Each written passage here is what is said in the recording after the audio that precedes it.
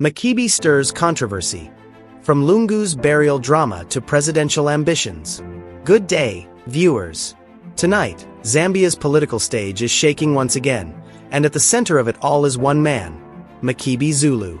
Just weeks ago, he was known as Edgar Lungu's fiercest legal defender, battling over burial rights and demanding respect for the former president's final wish. But now, Makebi's message has shifted. He's no longer just speaking as a lawyer. He's speaking like a man preparing for State House. From courtroom battles to political declarations, Makebi's words have ignited both admiration and outrage. Is this loyalty or ambition wrapped in compassion? And could this controversy mark the birth of Zambia's next major political player? In this video, we break down the rising controversy surrounding Makebi Zulu, from his passionate defense of the late President Edgar Lungu's burial rights to his growing hints at political ambition. We'll explore how Makebi's role in the Lungu burial dispute catapulted him into national spotlight, why his recent statements have sparked talk of presidential aspirations, and what this could mean for Zambia's 2026 political landscape. Stay tuned as we separate facts from speculation and uncover what's really driving Makebi Zulu's bold new chapter. Zambia is watching closely as Makebi Zulu's name continues to dominate headlines. From defending Edgar Lungu's burial rights to delivering bold public remarks that sound more presidential by the day, Makebi is redefining his place in Zambia's political story.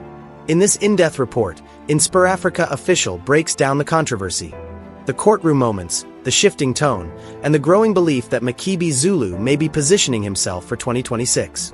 Is this the making of Zambia's next political heavyweight, or just another short-lived burst of attention? Watch now as we unpack the rise, the risks, and the reality behind Makebi Zulu's latest moves. The revelation came to light in the wake of what should have been a solemn national moment. On June 5, 2025, former President Edgar Lungu, Zambia's sixth Republican president, passed away. In any normal circumstance, the nation would have come together to honor a man who had led the country, regardless of political differences. State protocols would have been followed. A burial befitting his office would have been arranged. The nation would have mourned, reflected, and moved forward. But nothing about this has been normal. From the very beginning, the funeral arrangements became mired in controversy. The Lungu family, represented prominently by constitutional lawyer Makebi Zulu, found themselves in a dispute with the Zambian government over the logistics and protocols of the burial. What started as disagreements over ceremony and procedure quickly escalated into a full-blown legal and political standoff. The family took the unprecedented step of keeping the late president's body in South Africa, with Zulu serving as both spokesperson and strategist. Week after week, month after month, the body remained unburied. Zulu appeared in video recordings, giving updates, making demands, and engaging in what many saw as political theater rather than funeral planning. Central to the dispute was Zulu's insistence that current President Hakainde Hichilema must not attend the funeral. He demanded that the sitting head of state stay away, offering to repatriate Lungu's body only if Hichilema agreed to send his vice president instead. The government took the matter to South African courts, seeking to compel the family to release the body for burial in Zambia with full state honors. Attorney General Mulalo Kabesha even challenged the family to produce a will proving these were Lungu's dying wishes, a document that has never materialized. As October turned to late October, as the burial impasse dragged on with no resolution in sight, Makebi Zulu made an announcement that sent shockwaves across Zambia's political landscape. He declared his intention to run for president in the 2026 elections. The man holding the late president's body was now positioning himself to replace him. Zulu himself has been remarkably vocal throughout this entire saga, and his own words reveal much about his strategy and intentions. In a recent appearance on the EMV podcast, Zulu laid out his demands with startling bluntness. If today the president said, "I will not attend Mr. Lungu's burial. I will hand over to the vice president, and we will give him his full honors and all. Tomorrow we would start off to come to Zambia.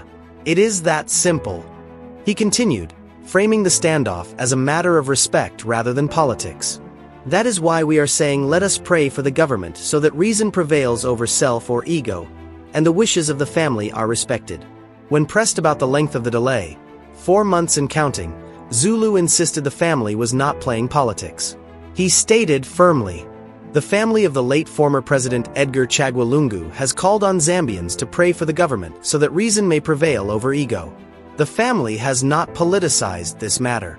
The family is not responsible for taking the matter before the South African courts. It was the Zambian government that initiated the legal proceedings." But critics saw something else entirely. Political commentator Sikale, a good governance and human rights activist, didn't mince words. Last week, Makebi Zulu declared his intention to run for the presidency in Zambia's 2026 elections. This announcement comes after months of controversy surrounding his continued custody of the late President Edgar Lungu's body. Zulu claims he is acting on behalf of the Lungu family, but it has become evident that he has been using this sensitive situation to serve his own political interests. Sikale went further, connecting Zulu's actions to a pattern of manipulation. Zulu has weaponized grief and loyalty, manipulating the late president's legacy to build a political platform. In his mind, holding on to the body of Edgar Lungu would convince voters that he is the chosen one to carry on Lungu's vision. But Zambians are not blind to such manipulation. Even within Zulu's own political circles, there were mixed reactions. One PF member commented, "Some observers believe Zulu's move was driven by a sense of urgency and political self-preservation. While it is his democratic right to contest the presidency, using the emotional and unfinished chapter of President Lungu's burial to advance political ambitions is in poor taste. It exposes a worrying lack of conscience and moral restraint." Yet Zulu also found supporters.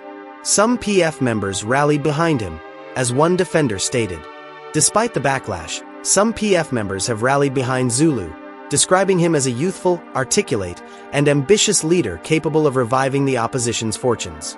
His legal background and eloquence, they argue, could help the PF reposition itself as a credible alternative ahead of the 2026 general elections. On social media, the reaction was swift and brutal.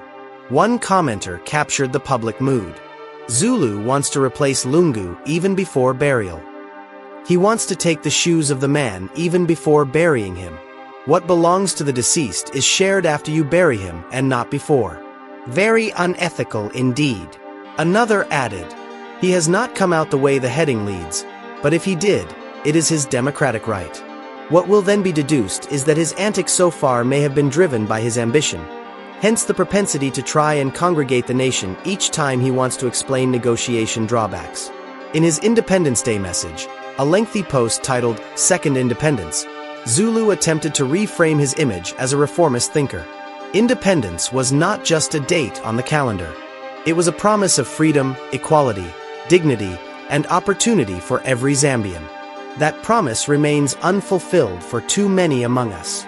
He positioned himself as a moral leader calling for national renewal, speaking of a nation captured by foreign interests, divided by. The Makebi Zulu saga raises profound questions about the state of Zambian politics and the boundaries of acceptable political behavior.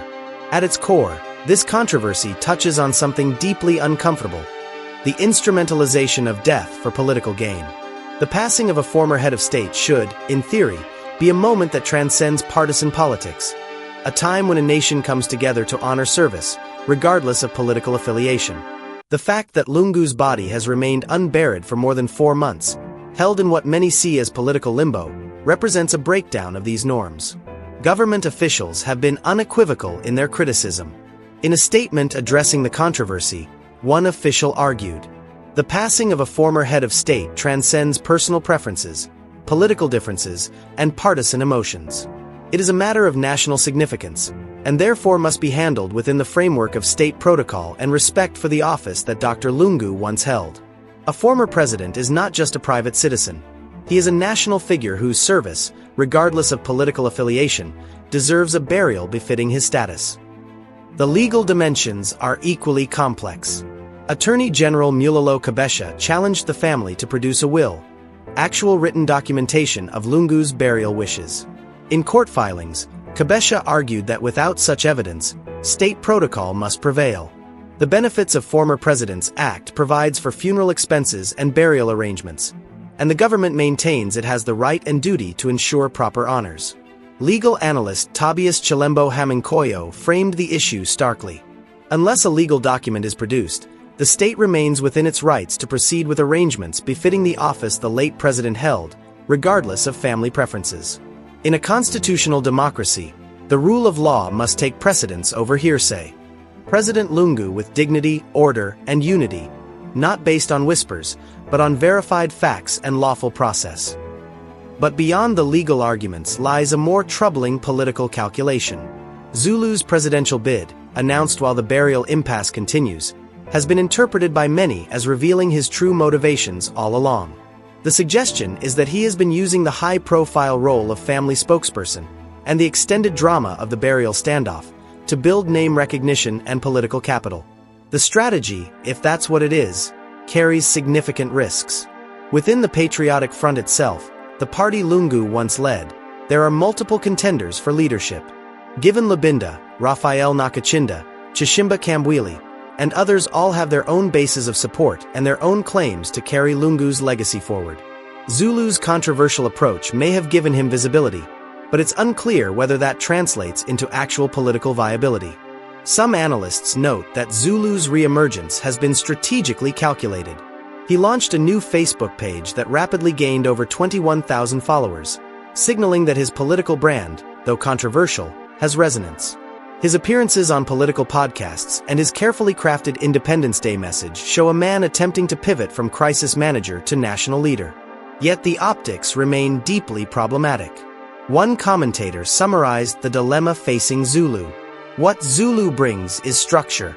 He speaks the language of law, governance, and moral order. His speeches blend constitutional reasoning with religious undertone. Yet what is missing is the grassroots pulse. PF politics thrives on the ground, not in polished statements.